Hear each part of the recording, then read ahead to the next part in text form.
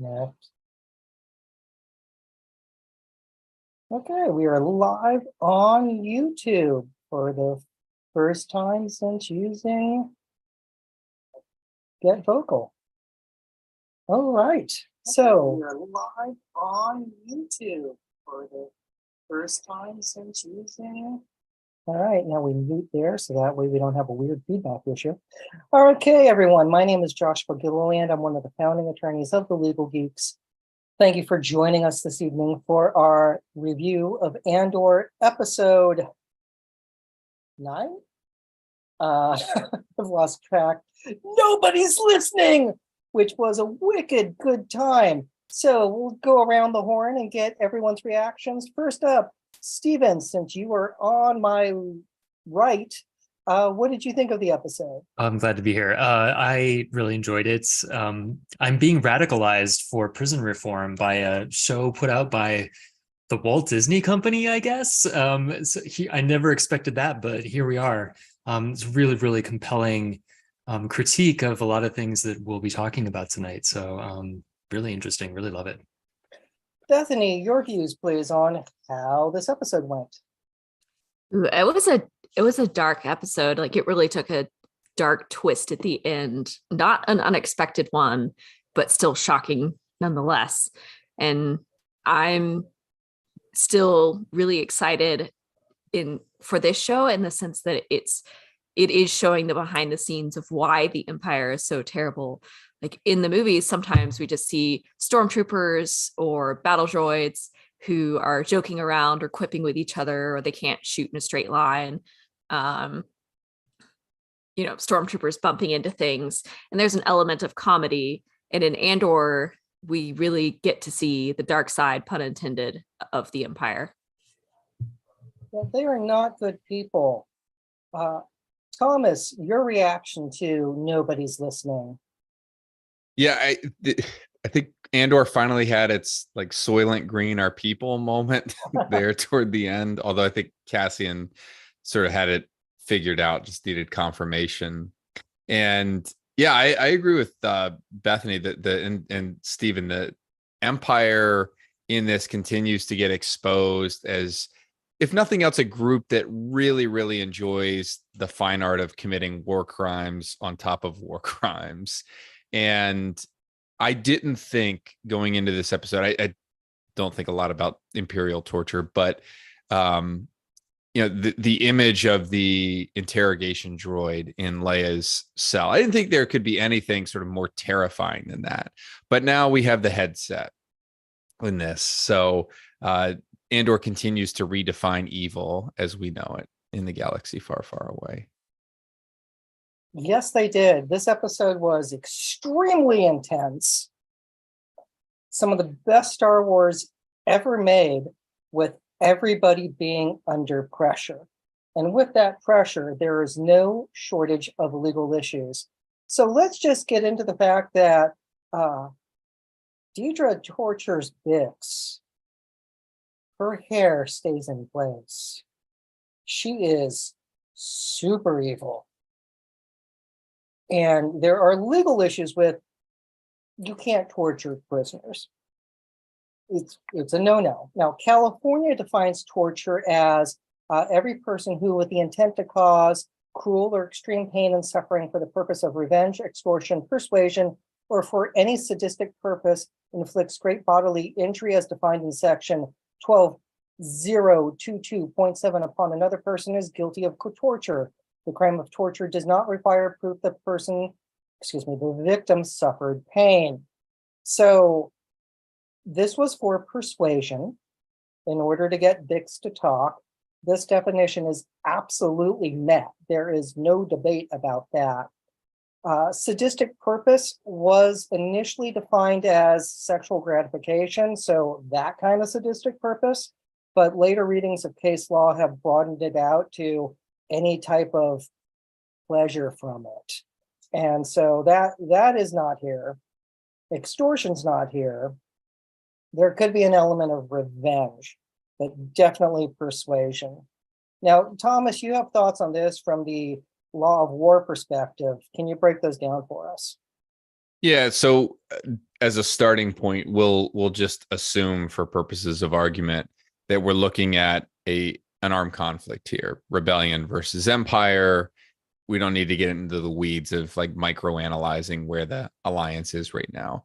However, torture under IHL, under the law of war, is sort of uniformly treated the same across all bodies of it, all treaties, which is really unique. A lot of times, in any body of law, you get variation in how certain things are handled. Torture is one of the rare instances where treaty law across the board is in lockstep for IHL. It doesn't matter the type of conflict you're in, and it really doesn't matter sort of the circumstances of the torture. If it's torture, it is outright banned.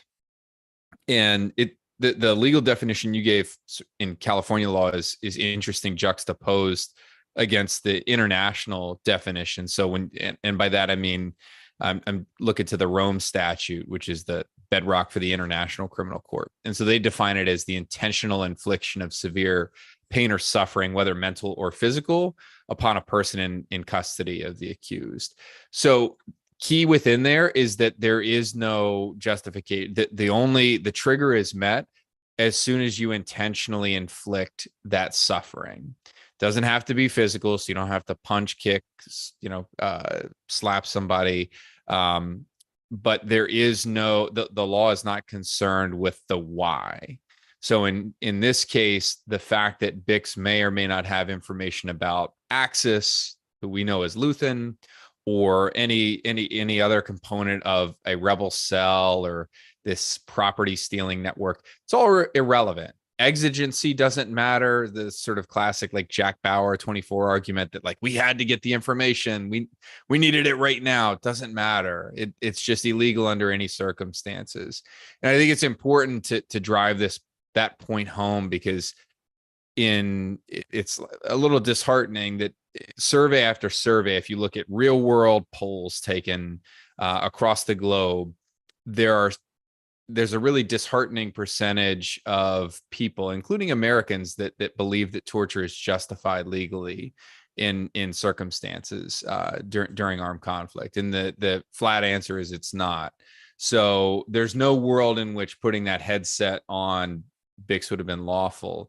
And it's clearly that they have weaponized what they understand and know to be a recording that inflicts that sort of severe pain and suffering, and used it for the explicit purposes of extracting information. There's just no gray area here.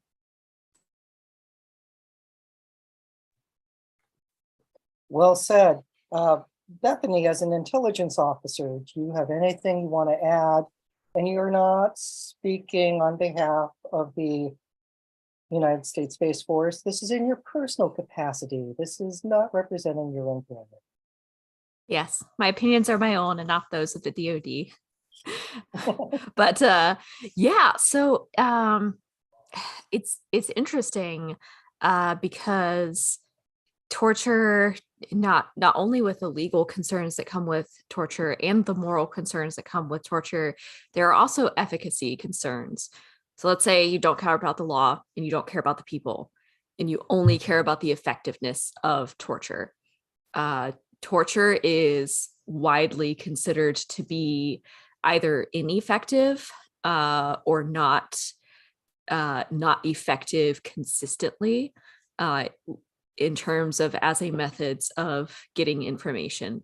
And so across time, so to quote neuroscientist Shane O'Mara, who wrote a book on the topic after doing extensive research and studies into it, as well as their profession, that there's no evidence-based case for torture in recent times, and that the research evidence actually indicates that torture is highly ineffective for information gathering, saying that the imposition of behavioral and psychological stressors affects memory function, and that reduces the veracity of the information that someone who is tortured gives up, essentially.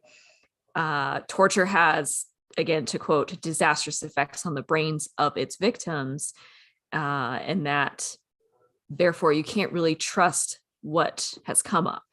And there have been studies done where simulation of waterboarding has occurred, or where extensive sleep deprivation has occurred, and the memory recall of those who underwent those studies was really not good, to summarize a lot of his research. And then especially in the case of like sleep deprivation or anything that impacted someone physically extensively, that they would actually be more likely to falsely recall information. And in some cases, afterwards, believe that false recall after just making something up because of the amount of duress that they were under. So, like, this is not something, as if I were to come across information and it came up from the internet and it said so and so was tortured, and we know that he or she was a high member of whatever adversary nation, or like someone in the Taliban, and they were tortured and they said this, I would be unlikely to believe it. I would want other sources of information, and I wouldn't consider it to be a good source of information. And also, it's just heinous. Yeah, and this, pardon me, could fall under the enhanced interrogation view of torture, like playing music loudly, the same song over and over again. But it raises the issue when we debated this as a country about torture. One of the people who spoke out was John McCain, somebody who understood what it was like to be a POW and be tortured for 5.5 years. We're supposed to be the good guys. So and when the idea, like, if there's a back situation where you need to break the arm to find out where the nuclear bomb is, which was the popular hypothetical discussed in the Senate, like, there should be consequences to that. Like, it's a legal defense to torture as opposed to a green light to do torture. And so that way there is a deterrent to doing torture, as opposed to, we want to torture more people in order to get information. And there have been people who've run for office on a pro-torture platform. And, that's just outright disturbing. Stephen, care to add anything to the fun topic for the month of November of torture? Just to tag on to that final note, tomorrow's election day, so everyone make sure to vote. If someone's pro-torture, I would vote for the other person. Yeah. But I'm Check the old-fashioned. voter guides. Just see what they say.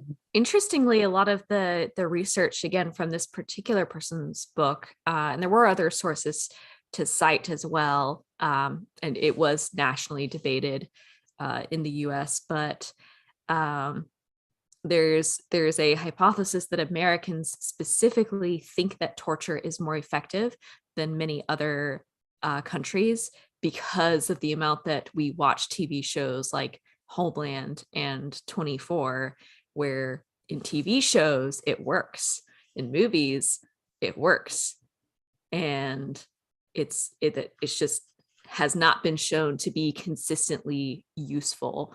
Again, looking at it purely clinically and coldly, at risk of sounding like Deidre.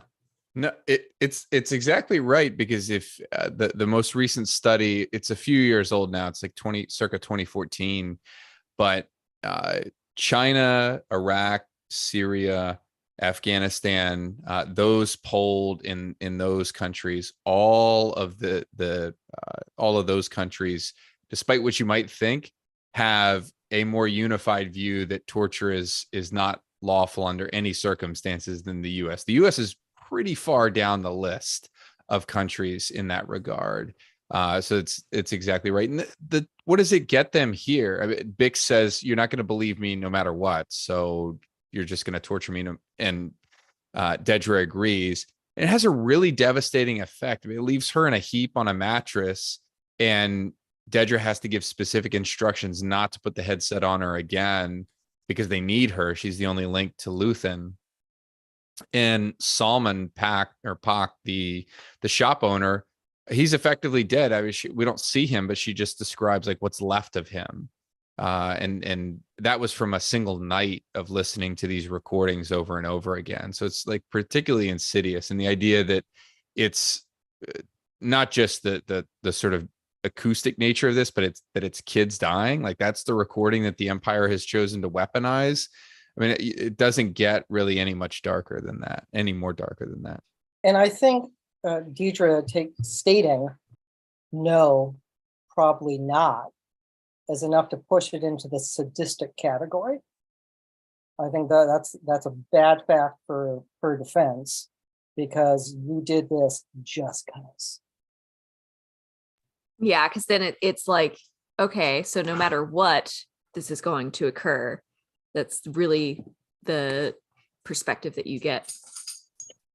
I am pro-torture. It's like, okay, and then let's hang the guy just cause. And we have the commandant being giddy about hanging what's left to pack, as an example. Truly evil. And sure, there's the shot for shot from A New Hope with Leia's torture and the door closing and the boots. So great homage there. But this is probably the most evil, short of Alderaan, of anything in Star Wars, and being able to, we will torture you with screams of dying children. Which brings us to the next topic of how do you fight this? And Mon Mothma doing a capital campaign, loaning herself 400,000 credits, and the issues that then come up with needing a grade school boyfriend to figure out the banking issues to make sure everything's going to be okay. Now, Stephen, you got into the financial disclosures of legislatures, and can you walk us through on what corollaries could apply to Mon Mothma?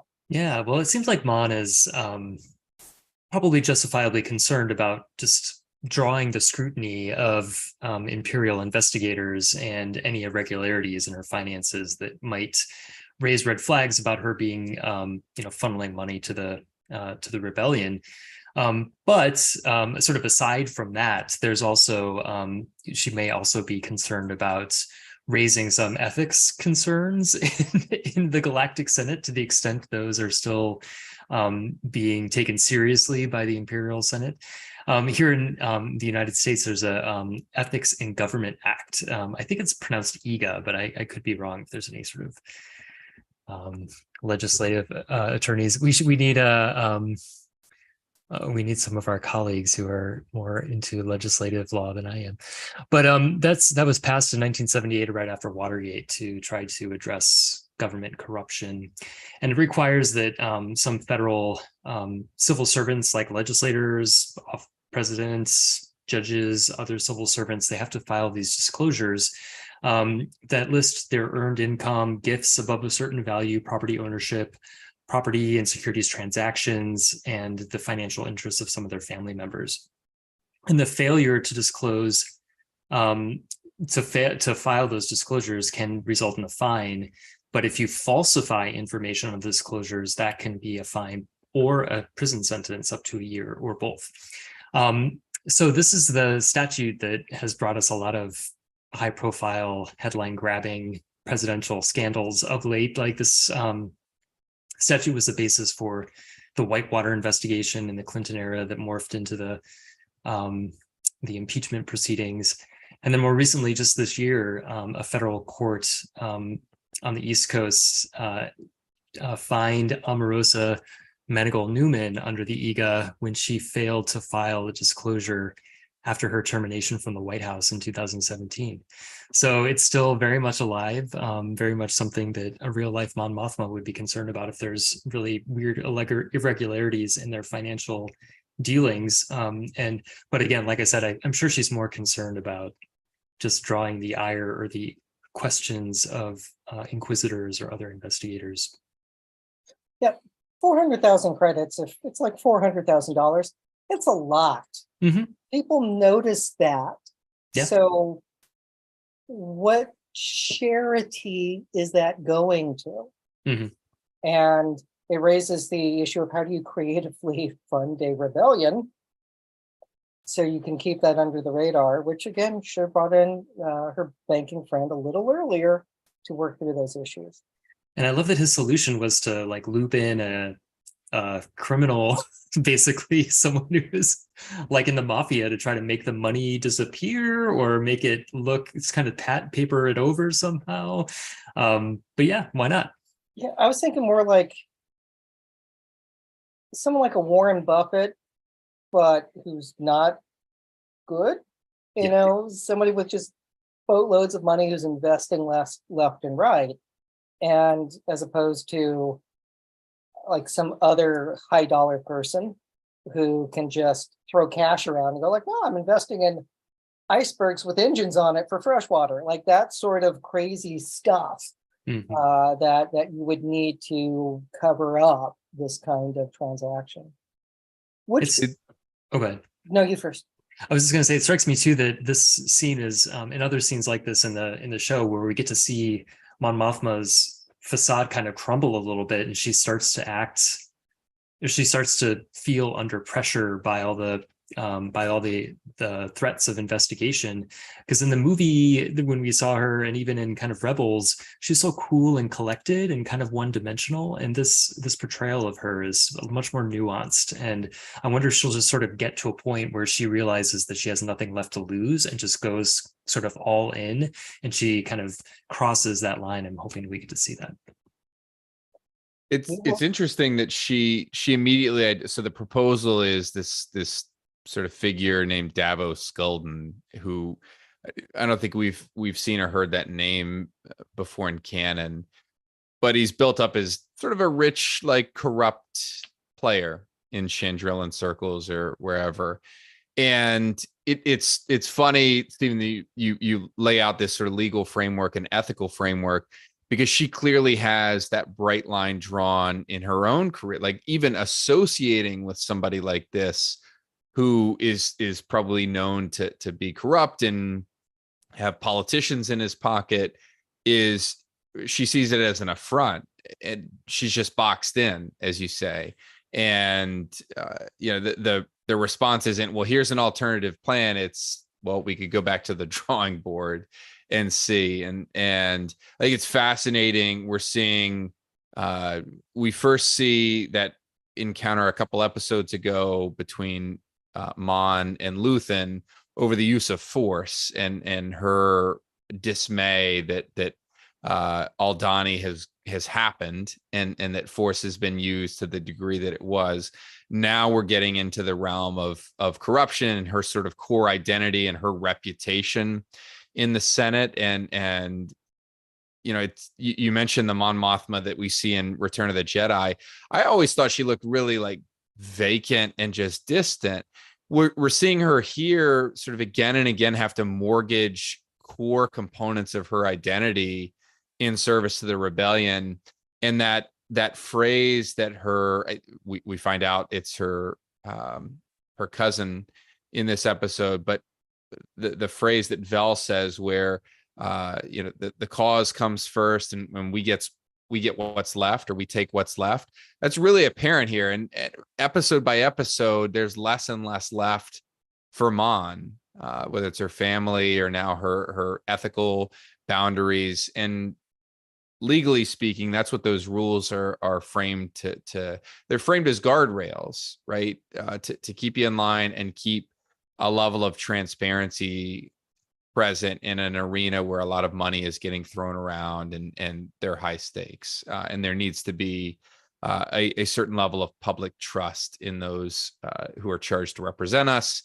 And we have to believe that they're above the fray when it comes to that sort of thing. Yeah. And I love that, you think that a lot of psychological distress is based on dissonance between what you project and what you feel inside. And so I think she's going through this experience now where she's stressed about having to lie. And hopefully when she can finally come clean and admit that she's the leader of the rebellion, it'd be great to see her sort of transform and embrace that. Yeah, this is different from the American Revolution, because that's an argument that it was a civil war. And our civil war was more a revolution, but that's a different theory. But the galaxy has representation in the Senate. The colonies did not have representation, so that was part of the issue. So it was one thing to declare, a declaration of independence when you're not represented, you're getting taxed, and horrible things are happening. This is different because she's there. So she's trying to fly under the radar more so than any of the founding fathers had to, because they weren't hanging out in London while they were drafting the Declaration. They were in Philadelphia. Sure, the British Army marching towards Philadelphia had twice the population than the city, so, that was terrifying.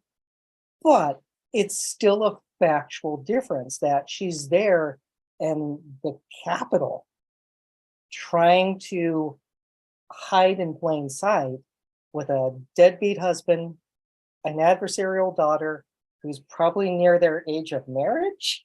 It's bonkers and weird, but highly difficult for her. And this is just a speculative thought, but if the Empire can take something like the Public Order Resentencing Directive board and reshape it or cause such massive ripple effects, I think she's rightly worried on some level. She doesn't outwardly express it here, but that they could take an ethical rule that it theoretically exists for senators like that and morph it into something really like with a high level criminal offense, use it as a tool. We've already seen Dedra sort of use some of these emergency powers that are in effect. She mentions there's that scene where they're debating this new package of legislation that the Emperor has proposed. I mean, it's not a far stretch to think that they could take something like that and use it as an intelligence gathering tool to assist the folks that are already watching her. Yes. Yeah, I really think this is the episode to all of your points where Mon Mothma realizes that things are likely not going to be resolved in the Senate. Like, she's not giving up on that aspect, but I think this is the episode where we see her embrace the rebellion wholeheartedly, even with the hesitation. And in seeing her in Rogue One and her hesitation in Rogue One, I don't think that that's because she has not embraced the rebellion, but because she's not sure if they're ready for a full out war at this point. But I think in this episode, she finally latched on to what Vel said, which is essentially that your life, everything else is coming in second. We get scraps after what's left for the cause. And that is actually a very eloquently put, yes, but very militant and military-like philosophy. That is a battle of values. That is a battle where you're in the business of dealing in bodies at that point. And Vel has been there for some time. And I think Mon Mothma just actually stepped into that world. And I think she knows what she's stepping into, hence her hesitation through 8 episodes of this show. 8 brilliant episodes of this show. Yeah. And brilliant characterization as well, because to show her as such a mature and thoughtful character, that it does take her that long. It does take her exhausting every option, putting up with an absolutely miserable walls are closing in type of lifestyle. Like, I do not envy her any ounce of her lifestyle, even when I don't even remember what the character was, but they're like, oh, the view, it's so amazing. And she's like, yeah, it's great. I should look out the window more often. Yeah. I It's don't like, wanna get- when you're not looking behind your back in your own house. What's that like? Yeah, I don't want Yeah. to be an easy target for the snipers, or thrown out of it later. So yeah, great deal. Which brings us to the next uncomfortable scene. I think worse than the torture scene. And that is the stalking scene of Cyril and Deidre. Ugh.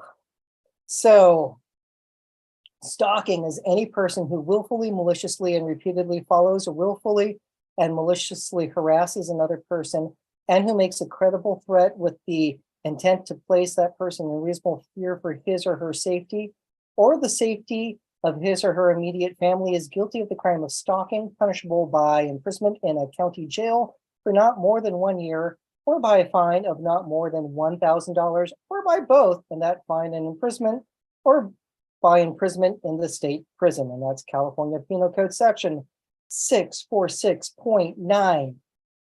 Did Cyril commit stalking? Let's ask the group. Stephen, you're the first box on Zoom. Your thoughts, please. Well, I mean, I think that the victim of the stalking, Dedra, literally said, "Why are you stalking me?" She asked that question, and it's interesting that she's so she's not one to be intimidated, I don't think, but the look in her eyes is very scared. And I think that the Cyril really does come across as a little unhinged in this scene. He's a little losing his grip, getting a little obsessed, and he's definitely taking sort of the taxi driver route towards kind of obsessing over one person, and it's very scary to watch. So I would say that, I mean, he hasn't directly threatened her safety, but he's grabbed her arm in a way that's certainly not privileged and doesn't have permission to do that. So I think that she certainly would have reasonably received a message that she was in danger. Yeah, this is one of the most creepiest scenes ever put to film. One of the creepiest things ever in any Star Wars property ever. Of the things that he says are out there, and like a reason to live. Again, all red flags for this guy belongs in a padded cell. This is someone who moments later recommends killing a dude. She earlier had no problem with a guy getting hung. Flirting with her seems like a stupid idea. And Cyril should be grateful for the job that he has and get out of Dodge. Abusive mother aside. Bethany or Thomas, either of you want to weigh in on this? So the other element to this is the military structure. And even though, I mean, he was in the Peace Corps, or not the Peace Corps, but he was, why am I blanking on the Corps? Goodness. The corporation? Yeah, thank you. But so being a part of the forces, and in his case, even though he was kicked out, essentially, he may still be in some type of reserve status. That actually puts more limitations on what types of actions he can take. So the fact that she's a high-ranking ISB officer, both by her profession as well as the rank structure, would prohibit that type of flirtation. In the active duty military, and this translates to the Guard and Reserves in different ways, because the chain of command structure can be a little bit different depending upon your role. But anything that is a threat to, quote, good order and discipline is something that can be punishable. So any type of relationship between someone and someone who is subordinate in the chain of command that can be seen as favoritism or something that is like not appropriate would be frowned upon at best. And then similarly, like him grabbing her arm, there are pretty extensive rules about like that could be considered assaulting a government member, assaulting a military officer. And yeah, it's because I think he talks about her like beauty and everything like that. So there's clear flirtatious, inappropriate elements. And it's not just that he's giving unwanted attention with a high dose of stalking. It is actually inappropriate, especially as she interrogated him. Like who leaves an interrogation being like, oh, she's just wonderful. Like So romantic. that was such a great connection as she like towered over me intimidatingly. And like, that's also a red flag, because I can't imagine someone like bringing me in for questioning and feeling like that was any type of positive experience. And then, by the nature of her specific career in the ISB, that's incredibly stupid. That's like someone in the military being like, you know what? I'm going to mess with a security forces person who's carrying a weapon and is slightly more inclined to be scared of someone acting out because that's their job to address that. Or I'm going to mess with the Office of Special Investigations, whose job it is in part to internally look at people who are not behaving correctly and are exhibiting red flags. So, yeah. It's trying to,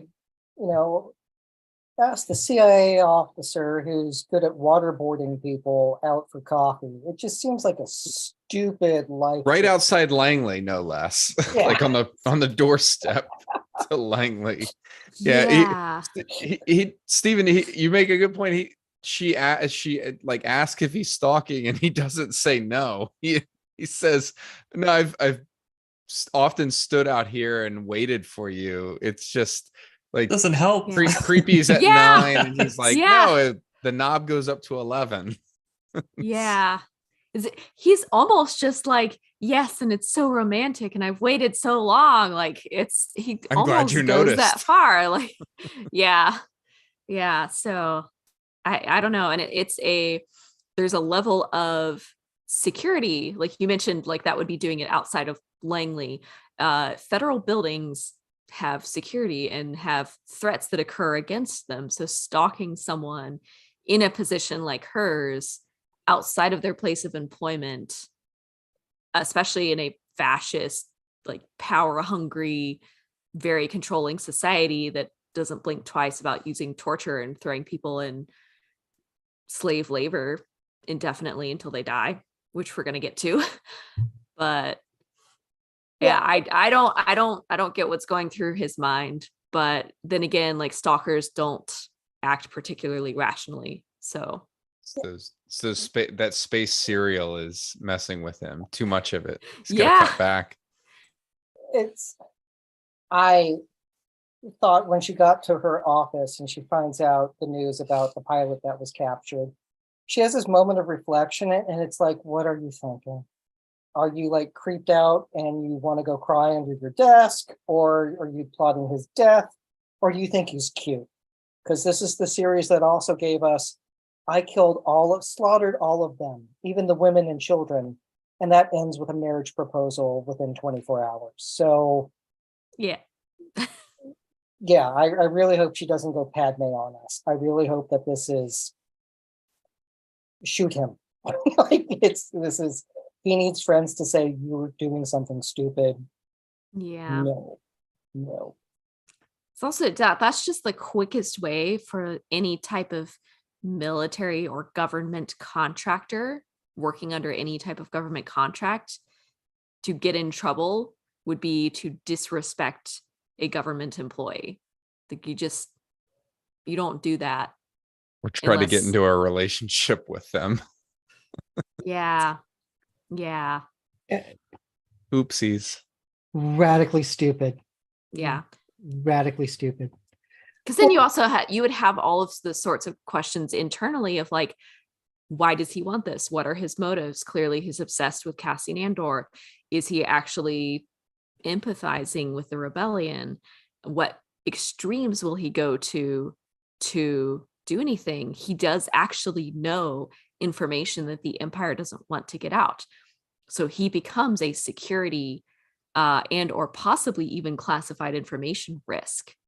Because then it's like, if he's willing to engage in these types of risky behaviors, that makes him a risk to the in terms of the information that he holds. So Yeah, it's not smart. Which brings us to prisoners' rights. So when we get back to the prison ship, because this looks more like a prison ship that's a floating Alcatraz with a labor camp built inside of it, we get into issues of prisoners' rights to medical care. And Stephen, I believe you took point on this. Am I correct in that assumption?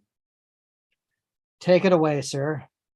Yeah, I mean, we talked a little bit about the Eighth Amendment, I think either last week or the week before, but obviously the Eighth Amendment is the constitutional protection against cruel and unusual punishment. And the federal Constitution, the Eighth Amendment, prohibits people who are incarcerated from being treated in ways that are inhumane or sort of violate conceptions of humane treatment.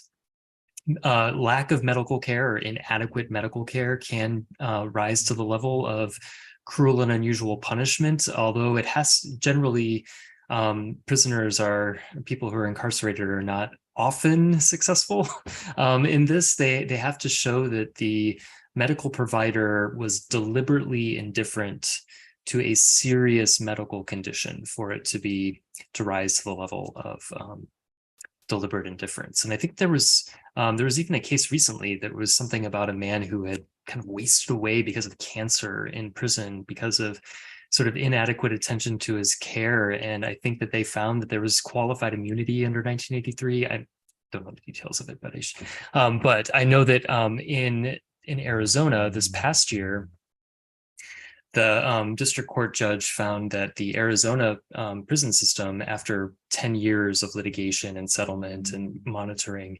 the overall systemic care that they were providing through a for-profit correctional healthcare provider was so substandard that it violated the Eighth Amendment across the prison system, because they'd had inadequate access to doctors who were able to look at people. They had people who were medical professionals whose attitudes were so poor because they were so understaffed.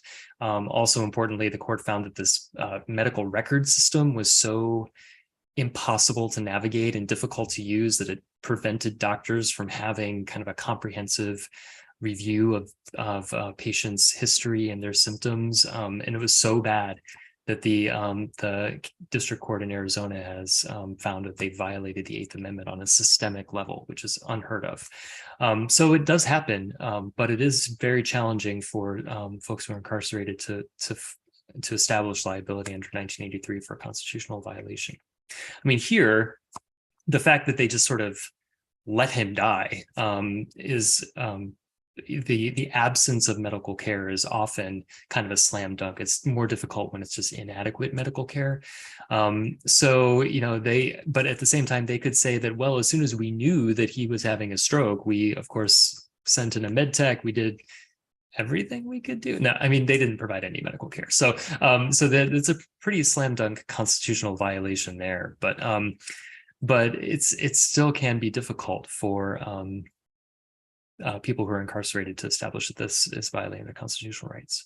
Also, just interestingly, that the med techs are all other people who are incarcerated in Narkina 5. That doesn't seem right at all. definitely not any kind of conflict of interest. No. That's terrible. The whole system seems set up because they've got this productivity system that's tied to your, I presume it's sort of the financial amount that you owe, that's the counter on the cell. But there's a disincentive to disclose any medical opinion. I mean, they keep him up on his feet despite his medical distress. It's not as if they call for the med tech on the floor as he's clearly having problems. And that connects directly back to the pressure that they're under to perform. And I refuse that's not the first time that's happened. I'm sure that there are other old timers that the rest of their team is propping them up as they're clearly having problems for sake of avoiding punishment, whatnot. And but that's a byproduct. The Imperials created that system. They don't escape liability because they're not the ones refusing to disclose medical conditions. You know, they bear responsibility in monitoring and ensuring the safety and well-being of the prisoners. So if you've set up this system that causes this, there ought to be a chain of responsibility back to you. Yeah, it's weird because when Andor first arrives on the floor, Kino says to him, like, if you have a medical issue, let me know. You know, if you have a problem with another prisoner, I'll know before you do. And you know, if you're having mental health issue, keep it to yourself. Obviously, the mental health care is non-existent. Yeah, it's interesting that he said if you're injured, you can let me know. But they certainly did not seem comfortable telling anyone that Olaf was having a medical emergency. No, because there probably would have been consequences across the board, and it probably would have been bad for Olaf as well, even though he ends up dead. They do the old Yeller treatment to him, which brings me to my point that doctors are not supposed to kill people. The Hippocratic Oath states to do no harm, and that a doctor will not administer poison to anyone when asked to do so, nor will I suggest such a course. And that's from Thornburg v. Department of Correction, 78 Cal Reporter, 2nd 584, 588, note 6 from 1988, citing the Hippocratic Oath as quoted, pardon me, as quoted in the AMA Council Reporter, section 270, JAMA 365. Medical ethics also states that doctors participating in state-ordered executions violate their duties as a doctor. Now, California has an end-of-life law that allows for a person with a terminal disease who has mental capacity to request a prescription for them to self-administer an aid in dying drug if they meet residency requirements. And that's under Health and Safety Code section 443.2. However, as of 2019, it is a felony to deliberately aid, advise, or encourage another to commit suicide. And that's California Penal Code section 401. That doctor or medical tech euthanized Olaf. He was Old Yeller. And the doctor didn't want to know Olaf's name. Treatment was identifying he had a stroke, and then it was putting him down.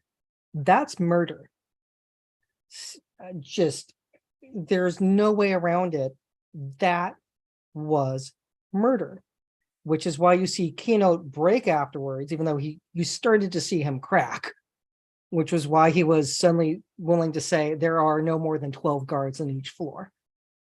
Now, when you realize that people are getting put down and recirculated through the prison, that's how rebellions are born. Which now brings, oh, go on, Stephen. I was just going to say, it kind of makes me think of the fact that, especially in Germany in the mid 20th century, people with disabilities were euthanized because the state sort of viewed them as less than whole or, you know, defective in some ways. And so it strikes me as perfectly consistent that a fascist system would just be like, oh, well, this person is not worth helping anymore. They deserve to die. That's really terrifying for a lot of people with disabilities, that governments can do that. That's something that they're very vigilant about. And it certainly made that comparison here. Yeah, and well, the Germans got their eugenics laws from the United States, since it was our Supreme Court that said 3 generations of imbeciles is enough. And we used to have laws that prohibited people from having children, and taking the position that, no, we don't want you around anymore. That changed. What the Nazis did really did crank what we had way up to an entirely different level, but they were inspired by what happened in the United States. And that should not be forgotten. Before we leave this, I just want to say I just did a quick Google search, and I did find that it was in Florida where the Bureau of Prisons was sanctioned and found in civil contempt for allowing a man with terminal colon cancer to pass away in prison after not being provided any medical care. So I didn't make that up. That actually happened. Just horrid. Thomas or Bethany, anything you want to add? No, if you're not well enough to make Death Star parts, you either get punished or you get killed. Look no further. The med tech mentions like they don't give me anything, they don't let me do anything. And you look at his kit, it's tiny. And this isn't the kit of somebody who is honestly treating medical conditions. This is somebody who triages and then errs on the side of I kill you. He's got more of those lethal doses that he administers than anything else in that kit. So it tells you a lot about the overall mentality here.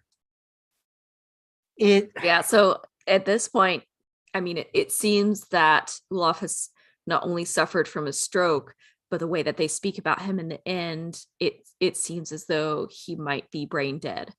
But the kit that the med tech is carrying is like, what if he hadn't been brain dead? What if he suffered from a stroke and needed care, but was actually coherent? It seems the same thing would have happened because they don't know. So there's the Milgram study, the Stanford prison study, where people put into a lab situation are willing to turn up a fake dial to give someone a lethal dose of electricity, not knowing it was fake, thinking that they were actually killing someone because a guy in a white lab coat said to.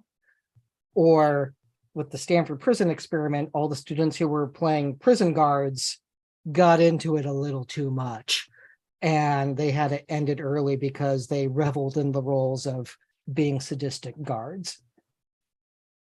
Or even Cubberley High School with the wave and getting high school students to inadvertently play Third Reich. I remember in high school hearing about someone in a German camp tossing infants into a fire. And when questioned, why did you do that? The answer was, you would too. And it's pushing people to do horrific things. That med tech is in that category where he's either a doctor or a paramedic, and he's euthanizing people because that's the only thing he can do. And it shows a level of cruelty that's malignant and intentional that we haven't seen in Star Wars before. You know, everything's been over the top bad guy. This is the skin of evil type where anyone can do something horrific. Yeah, and it speaks a lot to the situation that they're in. It kind of overarchingly in this show, but I specifically wanted to bring it up in this episode. And it does directly tie into this topic, but from Dedra's purposefully letting Bix see her friend, and then being like, oh, what are you doing? You know, get him out of here. To the way that she speaks to Cyril, which is also very threatening, to the way that the prisoners are treated, from like the clock that's counting down to we're just going to go ahead and demonstrate what these floors do, to everyone has this fear of what happens to you when you're sick because they're not quite sure, and they know that they're not going to get good care regardless. But all of these things are basically what the US government and different branches of service have called psychological operations or information operations, but with no boundaries and also turned inwards. It's like at goarmy.com, in their description of a psychological operations specialist job, you are someone who will be, quote, an expert at persuasion. You'll assess and develop the information needed to influence and engage specific audiences. You'll broadcast important information through various mediums and assist US and foreign governments, militaries, and civilian populations. And then in the JP 3-13, which is a joint publication for the US military, the purpose of information operations, also known as IO, is to affect adversary and potential adversary decision-making with the intent to ultimately affect their behavior in ways that help achieve friendly objectives. And so I kind of say that to say that basically what the empire has done is take something which in modern day military operations, whether you call it psyops, which is a term that's more frowned upon now, or information operations or influence operations, those are meant to be tactics of persuasion, basically, and not as a euphemism either. It's supposed to be used for positive means against adversaries or opponents, or even people that you're convincing to your own ideologies or morals or political points of view. So it's basically the idea of being informed and prepared to be persuasive in debate and to spread information that helps your cause. But the empire has taken that and twisted it entirely and is using it on everyone from its own military to the way that internal ISB politics are working, to the way that the prisoners are being treated, to the slow spreading of fear in the galaxy, like Mon Mothma's creeping sense of dread as her driver changes and all these different things changes, and her husband that she's never really liked, but all of a sudden he's now an actual threat. So these are all instead of engaging in open dialogue and being persuasive, they're like, let's just scare people. Let's try and force people, manipulate people into doing things that they don't want to do. And it's interesting because for all of that effort, it still butts up against certain sort of unwritten boundaries in the context of of Narkina 5. All of that context, all of those operations are happening. They're shaping the prisoner's behavior, but the thing that is motivating the prisoners most of all is getting out. Hey, just keep your head down, do it, and you will be free soon enough. You have a counter on the number of shifts you have left. That's all that matters. Forget everything else. And when that is when that boundary is shattered, or in the case of A New Hope, when the illusion that certain planets are safe, that core worlds, and the Empire would not dare to unleash mass havoc on peaceful civilizations, when some of those boundaries based in the rule of law again are broken, that's sort of the fundamental essence of Leia's phrase, the more you tighten your grip, or the more you tighten your grip, the more star systems will slip through your fingers. And I think we're going to repeatedly see that play out again and again over the last 3 episodes.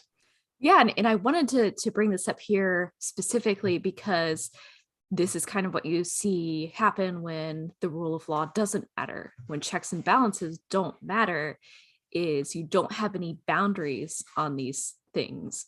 Like Radio Free Europe is actually an example of information operations. It's the idea of, hey, like, we're going to spread factual information in a lot of different languages across a lot of different countries and make sure that countries that are less free with a press that's not free get a different point of view. But then, yeah, the Empire has no one really that's checking anything that's going on. So you see the Empire slowly ratcheting up their fascism levels, basically, and how much they think they can get away with. Because all of these disciplines, all of these arts, whether it's lawyers in a courtroom, whether it's a psychological operations specialist in the Army. All of these types of positions and careers have laws to abide by, regulations to abide by, best practices, training, supervisors, chains of command, all of these different checks and systems to make sure that things are done appropriately and morally and correctly. And with And the that, Empire just doesn't have it. no. And they don't have a concept of ex post facto laws. Stephen, I'm pretty sure you put this topic in. Can you take it away, please? Sure. Yeah, we could have talked about this a couple episodes ago when the board was enacted, the statute that changed all the laws to class 1 offenses and resentenced everyone after the fact. Ex post facto refers to having retroactive effect or affecting things that happened previously. And the Article 1 of the Constitution prohibits both the states and the federal government from enacting ex post facto laws, so they can't create crimes that will punish people for conduct that they did yesterday that was lawful then. It also prohibits the government from increasing sentences for conduct that was previously sentenced after the fact. There's some weird nuance there. Sometimes like probation doesn't necessarily, there can be probationary statutes that affect people's eligibility for probation that might not be ex post facto. But when it comes to sentencing, like we're talking about in Arcana 5, that is a clear violation of ex post facto protections. And of course, we learn at the end of the episode, as we mentioned, that everyone in Arcana 5 now has a life sentence. They're never getting out, regardless of what they did, regardless of the tab that they have in their cell. All of their crimes have now been resentenced to full life sentences. That's a very high hallmark, clear hallmark of a fascist system that just does not provide people with due process and just changes people's criminal liability just because. Poor Cassian just looked at someone cross-eyed. Yeah. Life sentence. Wet and while Credit going card. to the grocery store. Yeah.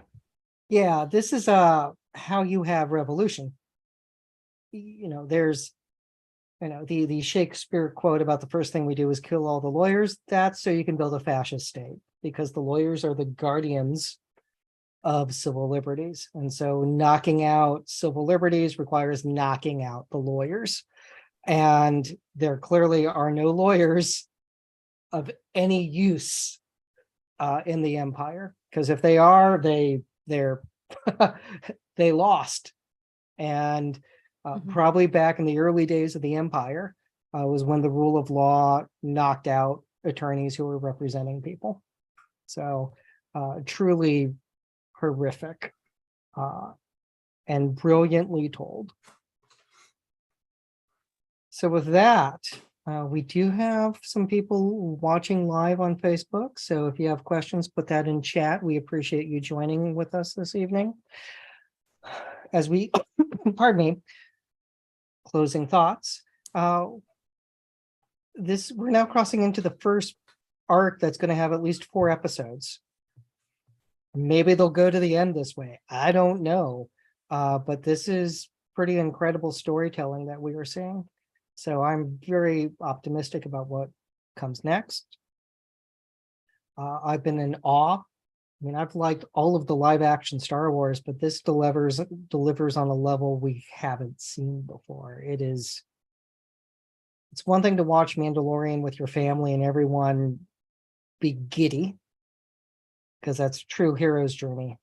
This is something different, and it's brilliantly written, directed, and edited.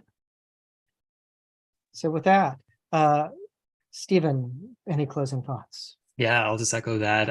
I'm like I said, I'm just thrilled and surprised that this show is being so upfront about its critique of policing and prison systems, and really addressing some really difficult, important conversations that we ought to be having here in the United States of America at the beginning of the 21st century. So I'm thrilled that popular culture is doing this, it's addressing it, and it's telling a rip-roaring tale at the same time. It's just incredible. I'm really happy with it. Thank you. Bethany.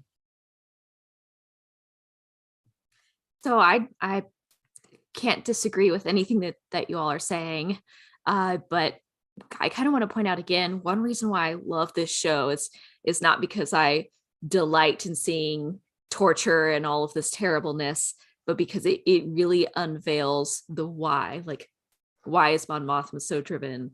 Why is Leia, as young as she is, so willing to risk all of her official positions to help the rebellion? Like, what is so important about A New Hope and Jedi and like the people who are fighting for basically that new hope? So to me, this really unveils a lot of the why behind like both the Skywalker journey as well as the galaxy's journey. Thomas. Well, two things. First of all, I love this budding partnership between Melshi and Cassian, getting to see sort of one of the key, I would call him a key background figure from the ground force there on Scarif is really cool. And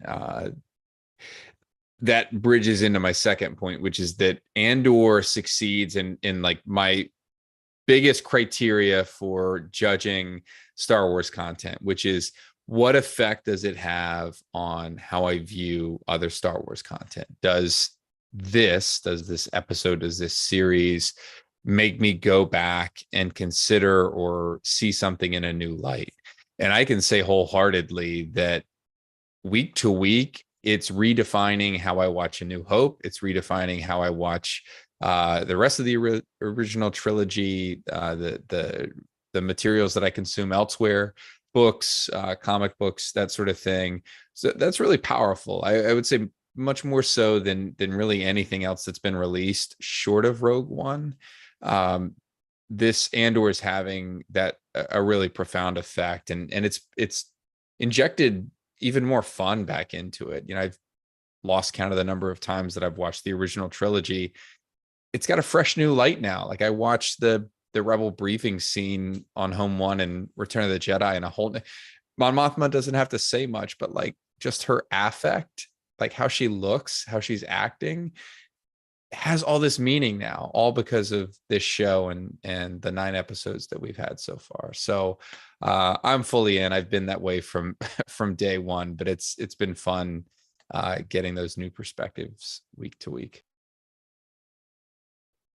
Thank you all. So we will be back next week to discuss episode 10. And we can only guess what will happen, and we should not be in the business of guessing. But that aside, thank you all for tuning in. Thank you to Astro Kangaroo on Patreon for being our patron. You can also check us out on Patreon, where we have some additional content. And of course, on the Legal Geeks and all social media at the Legal Geeks. So with that, everyone, stay safe, stay healthy, and above all else,